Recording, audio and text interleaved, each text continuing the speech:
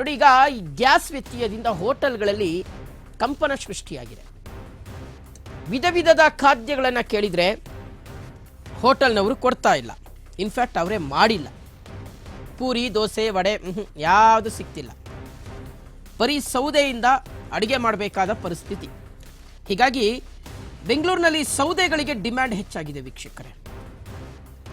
ಹೋಟೆಲ್ಗಳಿಗೆ ಬರೆ, ಗ್ರಾಹಕರಿಗೆ ಹೊರೆ.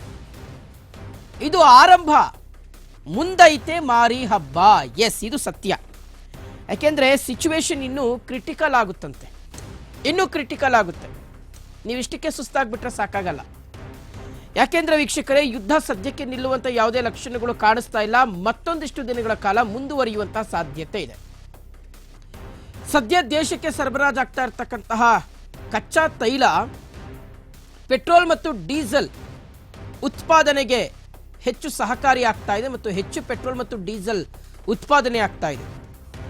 ನೀವು LPG ಸಿಲಿಂಡರ್ಗಳ ಉತ್ಪಾದನೆ ಕಡಿಮೆ ಇದೆ ಕಂಪೇರಿಟಿವ್ಲಿ. ಸೊ ಹೀಗಾಗಿ ಭಾರಿ ವ್ಯತ್ಯಯ ಕಂಡು ಬರ್ತಾ ಇದೆ. ಗೃಹ ಬಳಕೆಯ ಸಿಲಿಂಡರ್ಗಳೇ ಸಿಗ್ತಾ ಇಲ್ಲ. ಇಂಥದ್ರಲ್ಲಿ ನಿಮಗೆ ವಾಣಿಜ್ಯ ಬಳಕೆಯ ಸಿಲಿಂಡರ್ಗಳು ಕೊಡಿ ಬೇಕು ಅಂದರೆ ಎಲ್ಲಿಗೆ ಹೋಗೋದು? ಉತ್ಪಾದನೆಯೇ ಇಲ್ಲ ಅಂದರೆ ಕೇಂದ್ರ ಸರ್ಕಾರ ಎಸ್ಮಾ ಜಾರಿ ಮಾಡಿದೆ. ಯಾಕಾಗಿ ಗೊತ್ತೇ? Not because of commercial cylinder purpose. Commercial cylinder ಪರ್ಪಸ್ಗೋಸ್ಕರ ಎಸ್ಮಾ ಜಾರಿಯಾಗಿರೋದು ಎಸ್ಮಾ ಅಗತ್ಯ ವಸ್ತು ಬೇಡಿಕೆಗಳಿಗೆ ಸಿಲಿಂಡರ್ಗಳನ್ನು ಪೂರೈಕೆ ಮಾಡಿರುತ್ತೆ. ಅಗತ್ಯ ಬೇಡಿಕೆಗಳಂದ್ರೆ ಮನೆ, ಗೃಹ ಬಳಕೆ. ನೀವು ಗೃಹ ಬಳಕೆಗೂ ಕೂಡ ಸಿಲಿಂಡರ್ಗಳು ಕೊಡದೆ ದಾಸ್ತಾನು ಮಾಡಿಟ್ಕೊಂಡ್ರಿ ಅಂದರೆ, ಕೃತಕ ಅಭಾವವನ್ನು ಸೃಷ್ಟಿ ಮಾಡಿದ್ರಿ ಅಂದರೆ ಅದರ ಪರಿಣಾಮಗಳನ್ನು ಮುಂದಿನ ಹಂತಗಳಲ್ಲಿ ಎದುರಿಸಬೇಕಾಗುತ್ತೆ. ಯಾರು ಡೀಲರ್ಗಳಿದಾರಲ್ಲ ಅವ್ರಿಗೆ ಮಾತು.